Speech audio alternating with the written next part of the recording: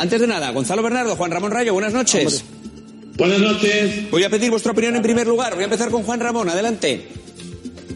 Bueno, ¿qué tal? Sí, efectivamente coincido con lo que ha mencionado antes Angélica, es decir, gran parte de los costes que incluye la factura eléctrica son costes fijos, costes que se han ido generando a modo de hipoteca política durante muchos años. Estamos hablando de, por ejemplo, hacer frente al déficit de tarifa que se acumuló durante años y que ahora estamos repagando. Estamos hablando también de hacer frente a las primas a las energías renovables que se estimularon durante años y que ahora seguimos pagando a modo de hipoteca.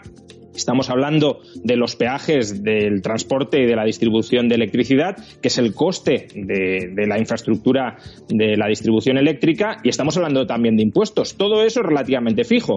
Y luego queda una parte del pastel que, según el precio del megavatio hora, puede oscilar entre el 25 y el 35% del total, que es a lo que prestamos atención, que es efectivamente lo que ha subido durante estos días, pero también ha subido por una decisión política, que es restringir los derechos de emisión de CO2, que eso es una autorización administrativa para poder generar electricidad a través de combustibles fósiles. Y eso se ha encarecido porque Bruselas ha decidido que se encarezca. Con lo cual, en torno al 70% del precio que paga una familia en la factura de la luz son precios regulados, precios fijados en el BOE por los políticos. Con lo cual, no hay demasiado margen para rebajar los precios, porque son precios que los políticos, repito, ya han decidido imponer a ese nivel en el BOE. Me voy con Bernardos, adelante. Yo creo que, Iñaki, hay dos cosas. Una a corto plazo, otra a medio plazo. A corto plazo es indiscutible. El gobierno no puede quedarse mirando cómo la subida del precio de la luz afecta muchísimo a las familias. Y lo tiene muy fácil. Que es coger y darle a la luz lo que realmente es un servicio básico. Y los servicios básicos en España se gravan con un IVA del 10%, por la sencilla razón de que España es el país que tiene más productos en el IVA reducido. Y por lo tanto es una barbaridad que hasta ahora no esté el de la luz. Y en segundo lugar, lo que hay que hacer es definitivamente dejar de tratar tan maravillosamente a las compañías eléctricas. Arrastramos desde hace muchos años un déficit tarifario en el que el gobierno de José María Aznar le reconoce unos costes de producción de electricidad sin saber realmente cuáles eran esos costes. Sencillamente lo decían las eléctricas y lo compró. Ese déficit tarifario llegó hasta 30.000 millones de euros. Lo superó incluso, y lo vamos pagando poco a poco, y eso forma parte de uno de los sobrecostes que tenemos en el recibo de la luz.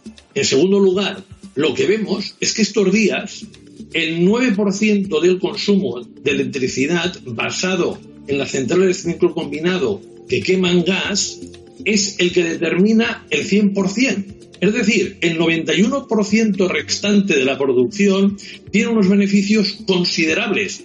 Y estos, Ignacio Sánchez Galán, que es el presidente de Iberdrola, hay que decirle que no se los queda la administración pública, que se los queda Iberdrola, que se los queda Endesa, que se los queda Naturgy, y por lo tanto siguen en el momento actual, como hace 10 años, como hace 20 años, forrándose a costa de los españoles. Y llega un momento, sobre todo teniendo un gobierno de izquierdas, que hay que decir basta.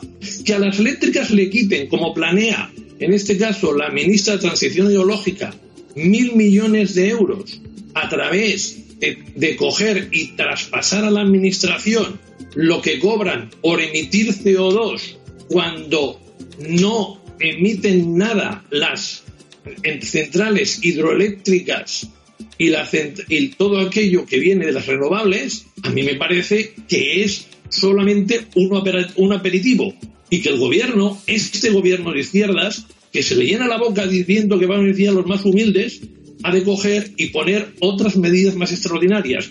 Entre ellas, acabar con el sistema de fijación de precios, porque habría que separar cada por favor, y poner precios muy diferentes. Voy a ir rápidamente con Bernardo y Rayos para una última valoración. Os tengo que pedir que seáis muy breves, Gonzalo. Muy breve, por favor. Adelante. Mira, estamos hablando de un tema que es recurrente y no se ha solucionado porque no se ha querido solucionar. Y me parece que es un momento adecuado para ponerlo en práctica esa solución. Y esa solución pasa simple y llanamente por cambiar el sistema de fijación de precios. Es un sistema que perjudica muchísimo a los consumidores, porque si tenemos varios precios siempre van a pagar el máximo, y es como si ustedes fueran a un mercado en el que hubiera peras, manzanas, fresas y cerezas, y todas las frutas se compararan al precio de las cerezas, que es el más caro. Indiscutiblemente, el agricultor que fabrica las fresas, que produce las fresas, que produce las manzanas, se ganaría muchísimo dinero. Pues eso es lo que sucede con las eléctricas. Son las grandes ganadoras, y lo más fastidiado es que es con la complacencia de todos los partidos políticos. Pase por quien pase, todos han estado al servicio de las eléctricas. Así de bien les ha ido a ellas, así de mal nos ha ido a todas las familias y a todos los consumidores. Rayo, adelante. Bueno, yo creo que lo que ilustra la situación actual es que los partidos políticos, cuando están en la oposición, y algunos economistas también, no paran de hacer demagogia sobre los precios de la electricidad, y cuando llegan al gobierno esa demagogia se los come absolutamente, porque no pueden tomar medidas, dado que las medidas que proponían no tenían absolutamente ningún sentido. El 60%, más del 60% de la factura de la luz, de hecho hasta el 70-75%, son costes que fija, repito, el gobierno en el BOE. Cuando hablamos de que las eléctricas son un oligopolio, que lo son, y que manipulan precios y demás, estamos hablando del 25-30% de la factura de la luz. El otro 70-65% no lo fijan las eléctricas, lo fija el gobierno. Por tanto, la solución que se pueda dar sobre ese 25-30% es una solución, en todo caso, bastante precaria para abaratar el conjunto de la factura eléctrica. Lo que decía ahora Gonzalo de que los precios en el mercado, que es sobre el 25-30% de la factura, no el otro 70%, que es como si el precio de las cerezas marcara el de los tomates. No, esto es como si, porque la electricidad esto da igual, no son cerezas o tomates. El kilovatio hora es una producción homogénea. Eso es... A ver, Gonzalo, eso es como si hay distintos productores de cerezas que la generada por el ciclo combinado. Por favor, vamos a escuchar, es que es difícil mantener así un debate, es complicado. Tiene que acabar, Rayo. Eso es como si hay distintos productores de cerezas con distintos costes que venden las cerezas al mismo precio, que es exactamente lo que sucede en el mercado de las cerezas. Y en todo caso, dice Gonzalo que si les quitáramos los beneficios a las eléctricas se acabaría todo el problema. En el año 2020, y más o menos lo mismo en el año 2019, Endesa e Iberdrola obtuvieron unos beneficios por generación eléctrica, que es de lo que estamos hablando, de 1.500 millones de euros.